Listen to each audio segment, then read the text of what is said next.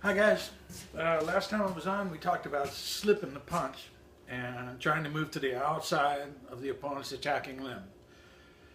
You want to use that concept whether it's a kick or a punch. And remember, it's about positioning to get in position to dominate or shut the threat down or score points, however you want to look at it. But it's worth repeating. You want to move to the outside of the opponent's attacking bearing limb, especially in a self-defense situation. If there's multiple opponents, blah blah blah blah blah, you get into a better controlling situation by controlling the elbow, getting to the outside of that, or the knee or the hip, as it were. Anyway, last time we did the slip. We slip and hit, slip and hit. Tonight we're going to drop. We're going to work on the ducking. Now, when you duck, okay, from a sideways perspective, you don't want to bend forward. Okay, what you want to do is drop, so that you're taking your guard with you, the same as it would be when you're up tall. You're down here and you can punch. You can move with no problem. This is something that takes a lot of practice and most people aren't very good at. So that's why you don't see a lot of people duck. Now, the other thing about it is you saw from the last time I was talking about the slipping aspect. When you duck and there's a punch coming over your head, or a spinning heel kick, or a hook kick, or a hook punch, when you drop down, the groin is always wide open. Okay, now I say the groin because I'm not about rules and I'm not about sport. But the groin is a very delicate, obviously painful, in some cases not, but obviously painful spot to hit. It's a good controlling factor when you can, if somebody's got a sensitive groin area and you smack it, kick it, knee it, elbow it, usually has a telling fact that's going to be in your advantage to do so. So that's what we're going to be exploring here tonight. We're going to duck, and the target area is the groin. It doesn't have to be in a sport. It can be the solar plexus. It could be the leg. The inside tissue of the leg is very sensitive. It could be the knee joint where the nerves are. But the mechanics of it is you want to drop straight down and then step in. You don't want to bend forward, because if somebody gets the back of your head, the head is the biggest lever of the body. You can control anybody pretty easily that way.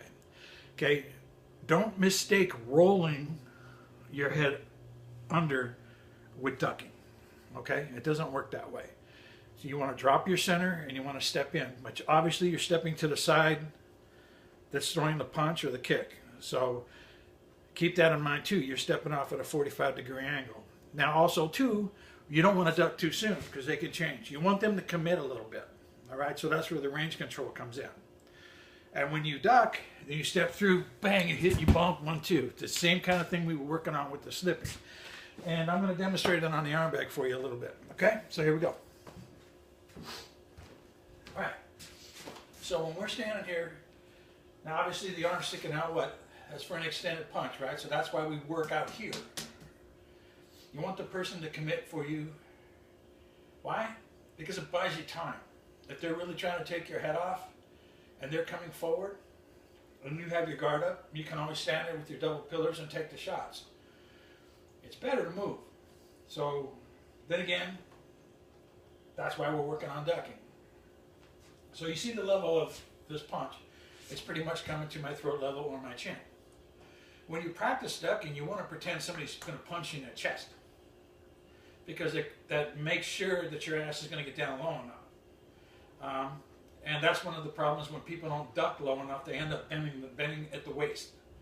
And again, that's not a good idea, because your head's the biggest lever on your body. And if somebody can grab a hold of it and knows what they're doing, they're going to control your balance pretty good.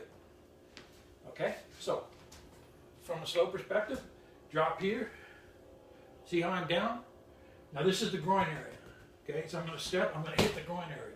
Now remember the bump? We bump up here. Okay, when we do that, the guard's going to drop, the head's going to be wide open, and pow, you step out. That's what you want to practice doing. Now don't worry about being fast with the duck. A lot of times when you duck under somebody's attack, it's like you vanished. You're gone.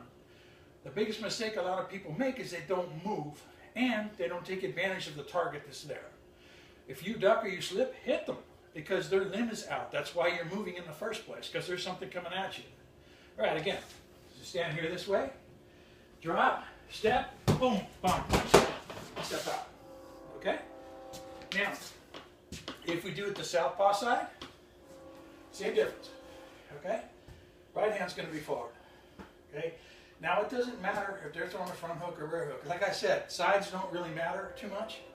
When you cross-reference this stuff up, the object of the idea is you're getting to the outside of the opponent. You're either going to move right or left. It doesn't matter which side they got forward. It matters what's coming at you. Make sense? I thought it would. That's what you want to do. So now if I'm southpaw, their attack's coming from this side. I'm going to drop, hit, bump, two. Step out. Right? Again, same thing. Drop, step, punch, bump, punch, two. Okay? So that's pretty much it with the ducking. As you can see, it's similar to slipping. It's just on a lower profile. You always make sure you drop your center.